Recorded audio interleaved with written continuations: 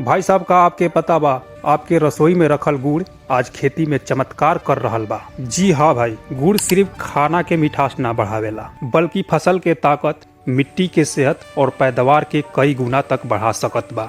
लेकिन बता दी कि ई नुस्खा सिर्फ 5% किसान के ही पता बा, यानी केवल 5% किसान ही गुड़ के अपन खेती में प्रयोग करेलन और सिर्फ इहे 5% किसान के अपना खेती से जबरदस्त वाला लाभ देखे के मिलेला और बाकी 95% तक किसान के पता ही नहीं के कि यार गुड़ के भी खेती में प्रयोग करके लाजवाब वाला रिजल्ट लिहल जा सकता।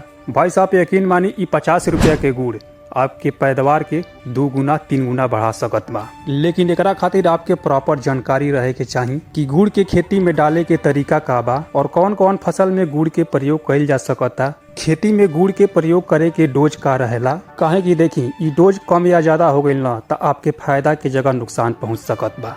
तो भाई साहब आज के वीडियो में हम बताए कि खेती में गुड़ के सही प्रयोग कैसे कइल जाला, गुड़ के प्रयोग से मिट्टी में का चमत्कारिक बदलाव आवेला, कैसे गुड़ मिट्टी में उपलब्ध लाभकारी जीवाणुओं के सक्रिय करेला, यानी कम खर्च में अधिक उत्पादन कैसे लिहल जा सके। अगर आप भी रासायनिक खाद में कम खर्च कइल चाहत बानी और प्राकृतिक तरीका से खेती से लाजवाब वाला फायदा लिहल चाहत बानी तो ई वीडियो आप खातिर बा। वीडियो के अंत तक जरूर देखी, काहे कि आज आप खेती के एगो ऐसन देसी नुस्खा जाने वाला बानी जौन हजारों किसान खातिर वरदान साबित हो सकत बा।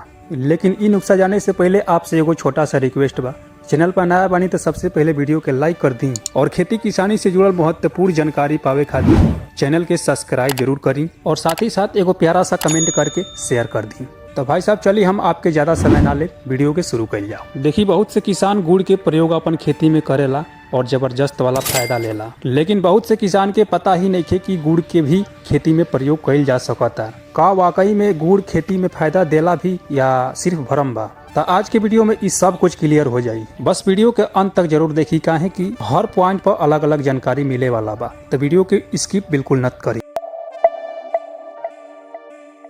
भाई साहब बता दे कि आप कोनो भी प्रकार के फसल करत बानी, चाहे धान के फसल करत बानी, चाहे गेहूं के फसल करत बानी, चना, सरसों या कोनो सब्जी वर्ग के फसल करत बानी, या रबी सीजन वाला फसल होके या खरीफ सीजन वाला फसल होके या जायद सीजन वाला फसल होके, यानी देखी कहे के मतलब ई बा कि आप गुड़ के प्रयोग कोनो भी प्रकार के फसल में कर सकत बानी। बात कइल जाए गुड़ के खेती में प्रयोग करे खातिर डोज, देखी डोज पर विशेष ध्यान दी, काहे कि डोज कम या ज्यादा हो जाई ना तो आपके फायदा के जगह नुकसान पहुंच सकत बा। भाई साहब देखी कोनो भी दवा जैविक हो या केमिकल हो, डोज कम या ज्यादा हो जाई ना तो आपके नुकसान देखे के मिल सकत बा। तो हमेशा जितना रिकमेंडेड डोज बतावल जात बा वही डोज के हिसाब से आप यूज में लेम ना तो आपके नुकसान देखे के ना मिली, सिर्फ फायदा ही फायदा देखे के मिली।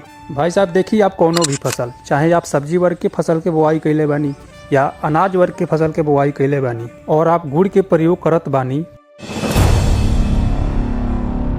एक तो आप फसल में गुड़ के प्रयोग करम ना तो आपके फसल हल्दी स्वस्थ रही। दूसरा गुड़ के प्रयोग से जमीन के अंदर जौन बैक्टीरियल कवक बा, ये बैक्टीरियल कवक पौधा के भोजन पहुंचावेला, तो यह जमीन में उपलब्ध बैक्टीरियल कवक ये गुड़ निरंतर क्षमता बढ़ावे के काम करेला। यानी एक प्रकार से बैक्टीरियल कवक के गुड़ कार्बोहाइड्रेट प्रदान करेला और ये बैक्टीरियल कवक के जैसे ही कार्बोहाइड्रेट मिली ना तो ये बैक्टीरियल कवक के पौधा के भोजन पहुंचावे में खूब आसानी हो जाला। अगला फायदा, हमने की जमीन में जीवन भी पोषक तत्व बा, यानी पहले से जीवन पोषक तत्व बा जैसे calcium, magnesium, potassium, iron, phosphorus, ये 4-5 पोषक तत्व ऐसन बा जीवन जमीन में आपन पहले से मौजूद बा। लेकिन दरअसल होला का कि ई जमीन में उपलब्ध पोषक तत्व के पौधा अपटेक ना कर पावेला, तो एक कंडीशन में आप गुड़ के प्रयोग करत बानी तो भाई साहब यकीन मानी जितना भी आपके जमीन के अंदर पोषक तत्व मौजूद बा और बतावल गई डोज के अनुसार आप गुड़ के प्रयोग कर लेत बानी, तो ये गुड़ जमीन के अंदर जाते ही ये सब मौजूद पोषक तत्व के इतना ज्यादा एक्टिव कर दी ना कि ये सब पोषक तत्व भाग के जल्दी से पौधा के पास आ जाये और आप देखा कि आपके फसल हरा भरा लहरदार यानी लाजवाब वाला रिजल्ट दिखावे चालू कर देले बा। यानी आपके फसल में विकास तो लाजवाब वाला होई, पैदावार तो अपने आप बढ़ जाए। बहुत से किसान के मन में ई सवाल रहेला कि फसल में गुड़ के प्रयोग के बाद का रासायनिक यानी यूरिया DAP के प्रयोग कइल जा सकता या सिर्फ गुड़ से ही पैदावार लेवे के पड़ी। तो भाई साहब आपके बता दी, देखी गुड़ के प्रॉपर काम है कि जमीन के अंदर मौजूद पोषक तत्व तत्व के एक्टिव करके पौधा तक पहुंचावल। जैसे कि आपके जमीन में पोटेशियम, कैल्शियम, जिंक, सल्फेट इत्यादि मौजूद बा और उ स्वस्थ अवस्था में बा। और आपके पता बा कि गुड़ में मीठापन होला, तो जैसे ही गुड़ उ सब पोषक तत्व के पास में पहुंचेला तो ई सब पोषक तत्व जमीन में सुस्त पड़ल रहेला, पोषक तत्व के गुड़ एक्टिव करेला और एक्टिव के बाद तुरंत ई सब पोषक तत्व पौधा के प्रदान होखे लागेला। रह गई बात कि फसल में गुड़ के प्रयोग के बाद डीएपी, यूरिया, मैग्नीशियम, पोटास इत्यादि के प्रयोग कर सकत बानी जा या ना। तो भाई साहब देखिए, आप अपना फसल में रासायनिक खाद यानी डीएपी, यूरिया, मैग्नीशियम, पोटेशियम के प्रयोग कइल चाहत बानी तो ई सब चीज के भी प्रयोग कर सकत बानी और गुड़ के भी प्रयोग कर सकत बानी। लेकिन विशेष बात की थोड़ा आपके गैप रखे के पड़ी। जैसे आप आज गुड़ के प्रयोग करत बानी तो 2 से 3 दिन के बाद रासायनिक खाद के प्रयोग करी। काहे कि देखिए, ऑर्गेनिक मेथड वाला जीवन भी चीज के अपना खेती में प्रयोग करत बानी, चाहे गुड़ बा चाहे ट्राइकोडर्मा बा, यानी ऑर्गेनिक मेथड वाला कोई भी चीज कोनो भी फसल में प्रयोग करत बानी। तो भाई साहब आपके बता दी कि केमिकल युक्त चीज ऑर्गेनिक चीज से 2 दिन पहले और 2 दिन बाद तक के गैप रखे के चाहिए। ना ही आप कोनो प्रकार के केमिकल के स्प्रे करी और ना जमीन में दी। देखिए, खेती में गुड़ के प्रयोग करे के सिंपल तरीका बा। यदि आप ड्रिप के माध्यम से खेती कर रहल बानी तो आप ड्रिप के माध्यम से गुड़ के पिघला के आराम से पानी के चला सकत बानी। यदि आप क्यारी विधि से खेती करत बानी तो सिंचाई के दौरान जहाँ से आप पानी चालू कैले बानी वहीं पर गुड़ के भेली रख सकत बानी, पानी के माध्यम से पिघल के अपने आप खेत में जात रही। यदि आप गुड़ के प्रयोग खेती में स्प्रे के माध्यम से कैल चाहत बानी, फूल वर्ग फसल में करे के चाहिए। जैसे कि कोनो भी फूल वर्ग फसल बा, सब्जी वर्ग के फसल में जैसे फूल आवेला तब बाद में फल आवेला, तो सब्जी के फसल में आप स्प्रे कर सकत बानी। और एक फसल बा जैसे लंबा पत्ती वाला गेहूं, धान, इनमें भी आप स्प्रे कर सकत बानी।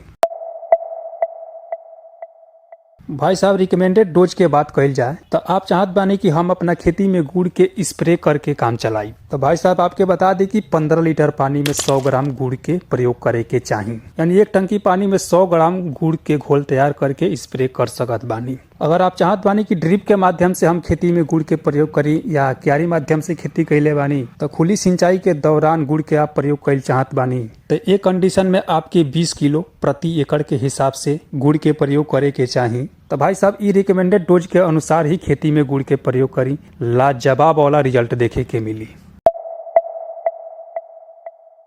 भाई साहब देखिए, गुड़ के और ज्यादा ताकतवर बनावे के फार्मूला ई बा। तो ई फार्मूला आपके हम बताई तो देखी, सबसे पहले तो आपके एक ड्रम में 200 लीटर पानी लेवे के बा और ई ड्रम में कम से कम आपके 5 केजी गुड़ डाले के बा और ड्रम में ई गुड़ डाल के 2-3 दिन तक छांव में रखी और सुबह शाम डंटा के माध्यम से एके हिलावे के चाहिए। ऐसे होई का कि एकरा में मौजूद बैक्टीरियल कवक के विकास होई। अब ई गुड़ के आप ड्रिप के माध्यम से प्रयोग करी या खुली सिंचाई के माध्यम से प्रयोग करी या स्प्रे के माध्यम से प्रयोग करी। सिंपल गुड़ के प्रयोग के अलावा ई गुड़ के प्रयोग करब ना तो आपके 3 से 4 गुना ज्यादा लाभ देखे के मिली। देखिए, गुड़ के आप खाली खेत में भी प्रयोग कर सकत बानी। तरीका ई बा कि जैसे कि आपके खेत खाली बा तो बुआई से पहले गोबर के खाद के प्रयोग कइल जाला, ओकरा बाद सिंचाई वगैरह कइल जाला। तो वही समय सिंचाई के माध्यम से या फवारा के माध्यम से गुड़ के प्रयोग कर लेब ना तो आपकी जमीन में उपलब्ध बैक्टीरियल कवक पहले से ही एक्टिव हो जाई और जैसे ही आप फसल के बुआई करब तो फसल के तुरंत ही पोषक तत्व मिले लागी और आपके फसल क्रांतिकारी लाभ दिखावे के शुरू कर दी। तो ये तरह से पहले आप खाली खेत में भी गुड़ के प्रयोग कर सकत बानी। तो भाई साहब, ये तरीका से रिकमेंडेड डोज के अनुसार फसल में गुड़ के प्रयोग कर लेत बानी ना तो फिर आप रासायनिक खाद लेवल भूल जाए और जबरदस्त वाला लाभ देखे के मिली। तो भाई साहब, आज के वीडियो में बस इतना ही। आशा करतन कि आप सबके वीडियो पसंद आयल हुई। अगर वीडियो पसंद आयल होके तो वीडियो के लाइक कर दी और खेती किसानी से जुड़ल सबसे पहले जानकारी पावे खातिर चैनल के सब्सक्राइब जरूर करी। मिलल जी अगला वीडियो में कोनो नया टॉपिक के साथ। नमस्कार, जय जवान जय किसान।